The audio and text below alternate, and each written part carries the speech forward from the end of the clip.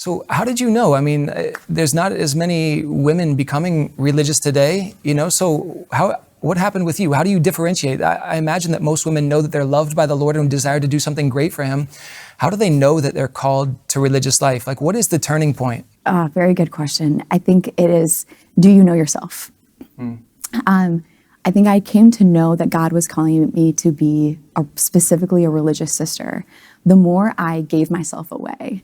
And in high school, that looked like friendship. It looked like just showing the youth that I was around. I loved to babysit when I was in high school. And anytime I would go babysit, I found myself like loving these kids in a way that I was like, if I can love this child so that they know Jesus' love today. And so as I gave myself away, even in these very simple like friendships and jobs, if you will, and I worked at Dairy Queen and I found myself like desiring to become a gift to the person that came in to get ice cream, like how was I gonna love this person? And I recognized like, as I gave myself away, there was this affirmation of how I loved. And I came to understand that there was this universal desire in my heart to love every person in such a way that they might come to know Jesus and his joy and his love in the way that I did. And again, that translated for me into religious life.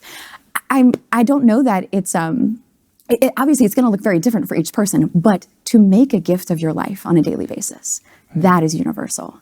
Yeah. And to ask the Lord, today, Lord, how are you calling me to love?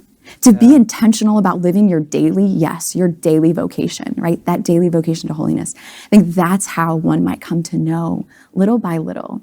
And then as you realize those little risks of like loving and giving your time and your energy and your talent, okay, well, that was worth it. Maybe there was a sacrifice there. And so the more we realize that God gives far more than he asks, it can give us peace. So that's what I would say. That's so profound, because when I discern, especially with young men, it seems like the question is like, will I be happy? Almost asking the question like, what will I get? And what will I get? And it's a fair question. We all want to be happy. We're made for happiness. We make every decision that we make is based on our perception that it will make us happy. But when you say like, give yourself away at every moment, now we're talking about like people who know who they are and are desiring to serve a particular mission, which a vocation is at the end, right? Yeah. We have to be disciples. What we get is Jesus Christ in a relationship with him as disciples, right? And if we fit this into the other videos that have already been recorded and pushed out to the diocese in this growing disciples process, we heard about discipleship, and discipleship is what we get. We get friendship with Jesus. We get to walk with him.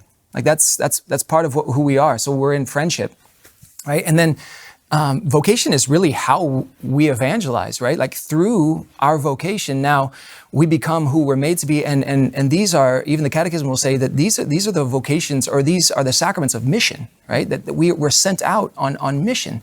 And so this is the way that we're living that out. So I think that's really profound kind of preparation for vocation for young people to know, how are you giving yourself away? In what ways do you find yourself giving yourself away? What's going on in your heart as you give yourself away?